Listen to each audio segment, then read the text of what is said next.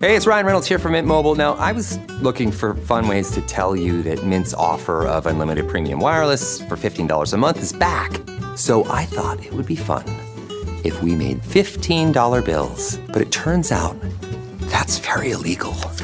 So there goes my big idea for the commercial. Give it a try at mintmobile.com/switch. Upfront payment of $45 for 3-month plan, equivalent to $15 per month required. New customer offer for first 3 months only. Speed slow after 35 gigabytes if network's busy. Taxes and fees extra. See mintmobile.com.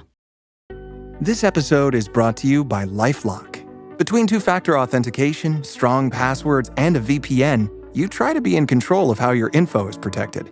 But many other places also have it, and they might not be as careful.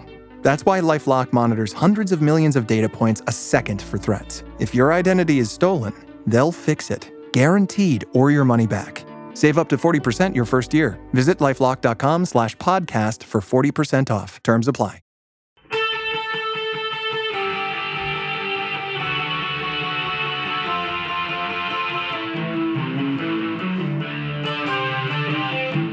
This is the Daily Blast from the New Republic, produced and presented by the DSR Network. I'm your host, Greg Sargent.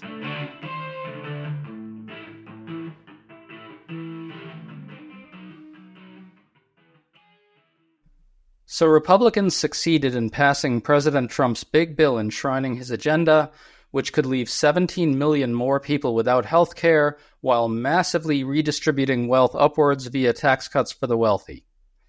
The bill will also give Stephen Miller tens of billions of dollars to create a huge immigration detention complex. Now what? The big question is, can Democrats get the voters to see the consequences of all this and place the blame for it where it belongs, on Trump and the GOP, in time for the midterms? But what absolutely can't happen is that Democrats, lawmakers and voters alike, get demoralized and decide that nothing can stop Trump and Republicans, even if it sometimes feels a lot like that. So we're talking today to Democratic strategist Simon Rosenberg, author of the Hopium Chronicles, which is aptly named given the mission ahead. Simon, great to have you on, man. Greg, it's always great to be with you. So Simon, you just wrote that we're in the middle of a very dark moment. The cuts to USAID are going to kill huge numbers of poor people internationally. Trump and Miller are ramping up the migrant detentions. They're going to kick millions off health care. They're mortgaging away our future with massive unnecessary deficits. They're killing subsidies for green energy and throwing our progress on climate change into reverse. I don't know, Simon. Looks pretty bad right now. Your thoughts? Thanks on all days, Greg, having me on this tough day. Look, we've had a tough week, and I think that my thought about go forward, and we have time to discuss it today, and we're all trying to make sense of all this, is that it's important for us to not take this bill in isolation as we talk about Trump. And it's about it's everything he's doing, right? It's his bending the knee to Putin and selling out America to autocrats around the world. It's the tariffs. It's this bill. It's the vaporization of USAID. And he's letting Robert Kennedy loose, into our healthcare system. And, what the cumulative impact of all of this is, I describe it as an agenda of sabotage, plunder, and betrayal. I mean, we are going to be poorer, weaker, less healthy, less safe, and less free because of Donald Trump and the Republicans and this time that they've been in power. It is shocking that, we are in this place where Donald Trump may be getting a win this week, but the country is clearly losing and the American people are clearly losing. And the idea that these things could be so disconnected, that he's doing something that is so manifestly harmful to the country, while we're going to be told for weeks that this was a big win for him, while the real measure should be whether we're winning and the country's winning. And I think this was a big loss. His presidency so far has been a big L, a big loss for the American people and America itself. No question about it. And the press coverage is going to be absolutely infuriating to watch. It's going to be all about how Trump, defied expectations and win, and just awful stuff. Simon, the Bulwark reports that some Democrats are a bit more optimistic about winning the Senate now that this bill is passed. David Axelrod said that the odds are still remote, but less remote than before. Obviously a brutal path for Dems. The pickup opportunities here are North Carolina, where Tom Tillis is now retiring, and Maine, though Susan Collins just voted against the bill. Iowa's a long shot. Meanwhile, Dems would have to hold Georgia, Michigan, New Hampshire, and Minnesota. Where are you on all that? Yeah, look, I mean, I think that we have elections in 2025 that we have to really focus on first. We need to have as big a victories as we possibly can in New Jersey and Virginia and in New York City. And to make, this elections, which are only 4 months away, by the way, I mean, it's very soon, feel like clear repudiations of this politics. Trump is already really unpopular. He's already seen his coalition unravel.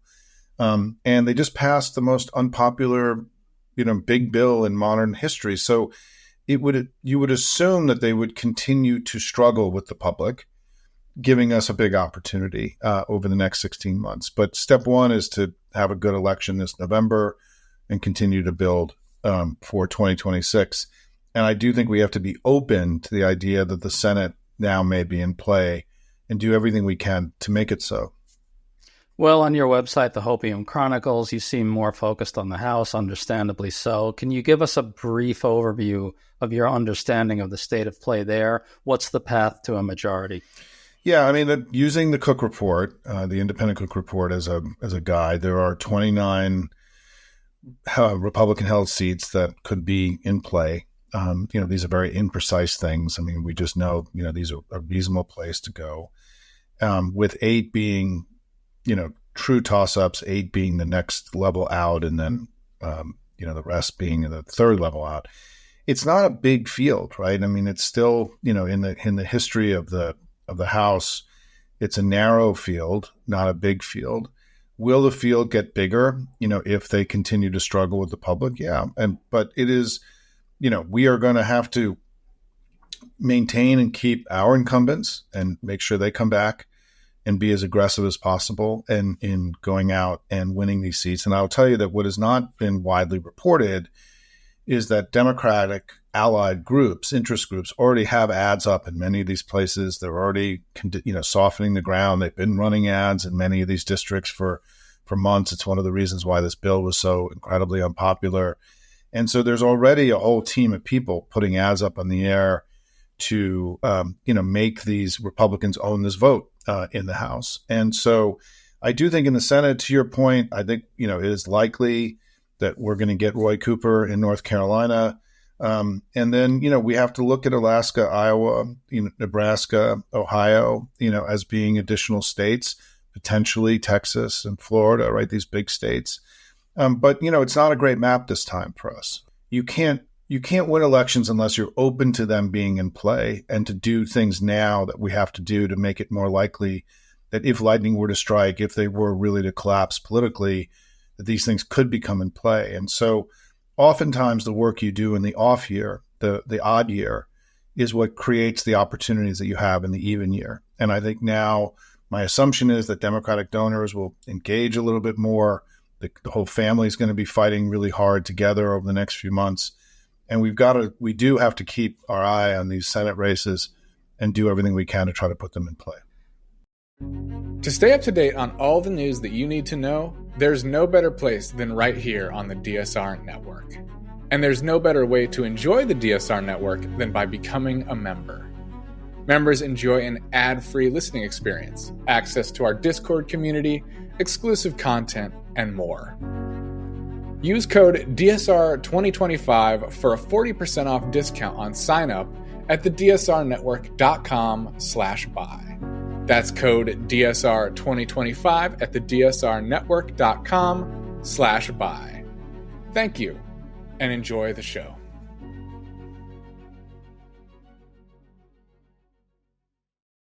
So, Simon, you have been very focused on the nitty-gritty of the battle for the House. Can you just sort of shed a little light on the geography here? Where is this going to be settled? Where is the majority going to be won? And what does that mean? Well, there are, we have a lot of incumbents that we have to hold in places like New York and California. But when you look at the map of where we have to flip, it's pretty scattered across the country. I mean, it's Arizona, Colorado, Iowa, Michigan, Nebraska, Pennsylvania, Wisconsin, Virginia, California, we've got a bunch of seats, Alaska, potentially, Florida, Michigan, Montana, Texas. And so it is scattered around the country. Are they mostly suburban seats, Simon, or are they more MAGA-ish or what? Yeah, no, they're swing suburban. I mean, many of these are the sort of classic swing suburban seats and in various, parts of the country. And we've got, because these more rural districts are just not available to us at this point, unless something dramatic were to happen. And, the thing that I think even just in California, we've got three or four seats that are potentially going to be in play in California. And those are going to be hard to defend for the Republicans, given everything that's happening when you add the immigration enforcement. And, Valadeo's district in California 22, for example, his district it's reported that it's over 50% Medicaid recipients in his district. And I think these guys, I think this gets to something, Greg, that you and I have discussed offline, which is, they are presenting a false story about what this bill does. And you wrote a great column that, this week about sort of the false stories that Republicans have been telling now for 50 years. But you're already hearing them say sort of extraordinary things about this bill, that it doesn't cut Medicaid, that the tax cuts pay for themselves, something that you wrote about in your piece, that it doesn't increase the deficit, right? I mean, they're making sort of extraordinary, telling extraordinary falsehoods about the bill that could only be the case if they had great confidence that the right-wing noise machine was going to back them up and that they were going to have enough money to muddy the waters to try to make it more difficult for us to lay these charges at them. But I really do feel that in all the years I've been doing this, in the last couple of weeks, we have heard the Republican Party in the age of Trump has now become so disconnected from reality and so uninterested in reality and so uninterested in telling the truth or being grounded in anything that's remotely true, that it's been shocking even for me. Like, I'm not a kid. I'm not easily shocked, right? But I mean, to get up with, you heard members on television today saying that this isn't going to cut Medicaid.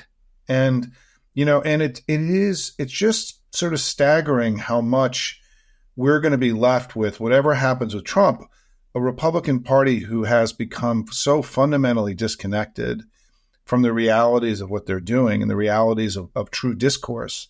And we're going to see that play out in this fight to define what this bill does and doesn't do in the coming months and through the election next year. Well, speaking of that, Notice is reporting that as late as Wednesday, Trump was privately telling Republicans that cutting Medicaid will hurt them electorally. Now, I don't know if Trump knows what's in his own bill or not, but putting that aside, what's clear is that Trump does know it's a third rail, and now they're cutting it by nearly $1 trillion. 10 million people could lose Medicaid. So I take some optimism from the fact that Trump still on some level knows how perilous this is. Am I wrong to be optimistic about that? I mean, again, it gets back to, the sort of dueling realities that we have to sort of deal with every day. One is that Trump is doing unbelievable harm to the country. He's breaking things that will be difficult, if not impossible, to repair. And we have to be operating with incredible vigor to sort of mitigate the damage and challenge them. And the second competing reality is that, he's weaker. He's struggling. His administration is not succeeding. He's failing. The economy isn't doing what he's wants it to do. Governments around the world are not bending the knee to him. He's, and that his attempt to sort of define reality and to tell these stories, these false stories, is being challenged by, reality. Look at the anger they had about the false story they told about the Iran bombing, right, which went immediately negative for them with the public. He tried to have this military parade, and that same day, we had millions of Americans marching, patriotically all around the country. He tried to his immigration enforcement, which I think they thought would cause the country to rally behind him, has been wildly rejected by the country. And so we do now have a majority of the country that has basically made a decision that he's no good. and that they're not playing ball with the bullshit and with the attempt to sort of create these false stories. But this fight for what is true and what is actually happening in our country is going to be this sort of existential fight for us, I think, politically over the next 16 months. And it's why, we have to be on the front foot and we have to be fighting with incredible intensity and ferocity every day. Well, to your point about the fact that the public is actually against them on immigration, I 100% agree. Stephen Miller clearly is not capable of understanding that his sort of fascism is unpopular. He thinks it's being, widely feted. We're at a point, though, where he's now going to have tens of billions of dollars for ICE detention. We just saw the opening of Alligator Alcatraz in Florida. They're going to build more of these now. We're going to have ramped up disappearances, more deaths in detention, more horrible deportations, more kidnappings off the streets. Now, I know that you tend to agree with me about Democrats on this, but I got to ask, the party has to get their heads straight on this issue. No more bullshit hiding from it. No more too clever by half consultant speak about being reluctant to raise the salience of the issue. You've thought a lot about this. How can Democrats get it right on the issue going forward, given all that we're about to see? And will they? Are you optimistic? Well, it's instructive, Greg, that, this sort of, you could make the case that the worst part of this bill is this expansion or explosion of ICE. And yet it wasn't something that we really talked about the last couple of months, right? And because Democrats, I think, have still not gotten out of their defensive crouch on border and the immigration. And, we've been a little slow on this, over the last few months. You and I are in sort of violent agreement about this. And I think it is amazing we're waking up today to the Republicans just passed essentially something to create this partisan political police force that reports to the president that is unprecedented and completely out of character for any democracy. And it wasn't really a major part of the conversation and debate over the last couple of months. And so, this is going to be an area of an unbelievable, enormous conflict that we have to lead with and not be dragged into this fight, because it's going to hurt the economy. It's inhumane. It's a violation of everything that we believe as Americans. The public is already not there on this. And this stuff is going to get wild. I do think this is going to be, I put on Blue Sky earlier today. What is Donald Trump going to do for the next 16 months, right? He needs to create daily spectacles. He's sort of reveling in the sadism of his administration. And you just get the sense that a large part of his understanding of what he's going to do in the role as president that he plays on television is going to be to beat the crap out of immigrants, right, in public. And now he has unprecedented tools to do it. Certainly, we have to be far more forceful in our challenging this. The public is with us on this, and it's also, I think, wrestling with the inhumanity. If I can just speak to this for a second, you raised it earlier. I think the thing that perhaps is the most shocking to me of this early Trump 2.0 is the absolute disregard for human life and the inhumanity of what they're doing and the dehumanization, the sort of incredibly rapid dehumanization of people they don't like. Now, what we're going to have is intense civil conflict in the streets, more kidnappings, more violence, more dehumanization of immigrants. I can see things kind of going south for them from here. Now, what I want to ask you about is, do you see that? But also, is there a danger that Democrats, both lawmakers and voters, get pretty deeply demoralized, both by the darkness and by the losses? Look, we've gotten the shit kicked out of us a bit here, and it's rough. So is there this danger? So, right, between all these factors, what's the way out of that? How do you get Democrats to stay in the game? Well, I think, first of all, we have these elections coming up soon. And so there are things to be channeled towards. Second is I do think that the No Kings protest, the Tesla takedowns, which were wildly successful, there are now millions and millions of people who are getting up every day with the idea that they're going to do something. And I don't think that's going to change. And I think, frankly, that that community could grow. And I have just in my own Hopium community, it's amazing to see people talk about how I go to protests and I call my members of Congress every day and I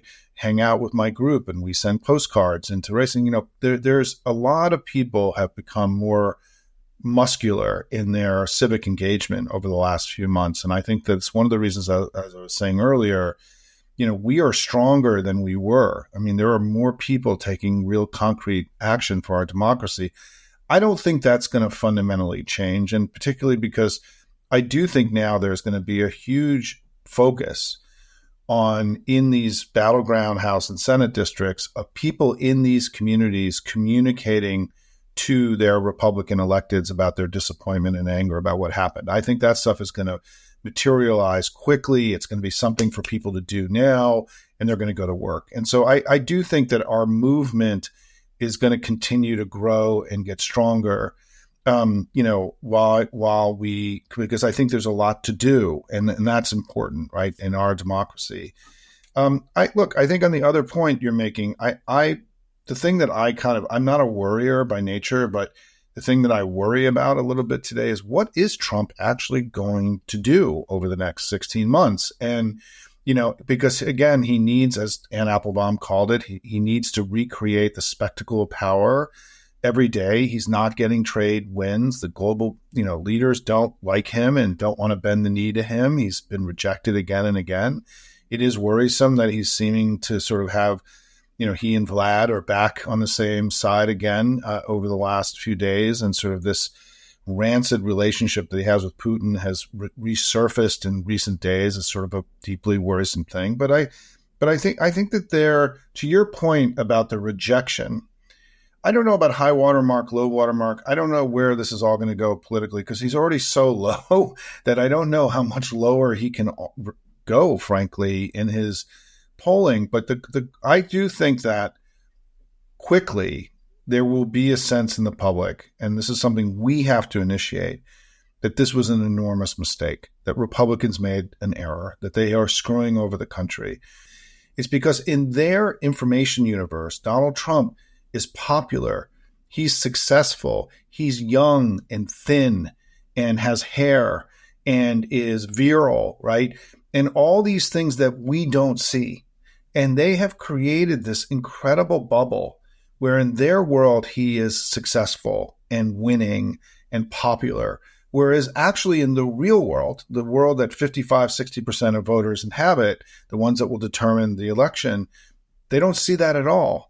And so one of the reasons that people have to realize that they don't seem to be concerned about his poll numbers right now is that in their polling universe, in their political universe, he's actually popular in these fake made-up polls. And so I think this is really important, because I think that they are anticipating there are going to be elections. They just have confidence through their money and through Trump's innate strength and power, right, that they're going to be able to survive our attacks on them. And I think we're going to find out, for example, in New Jersey and in Virginia just within a few months, whether that case that they think they can weather all of this, as we did in 2022, by the way, is whether they can. I don't think they will. And I think the key, though, is how hard we all work.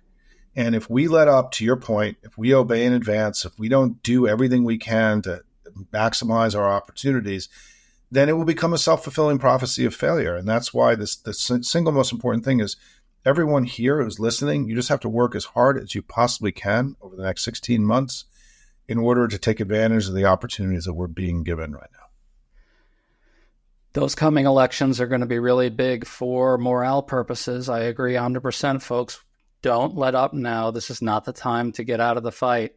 Simon Rosenberg, always a pleasure to talk to you. Thanks so much for coming on, man. Greg, it's always a pleasure to be with you, and thank you for your continued thought leadership in this challenging time. Same to you, Simon.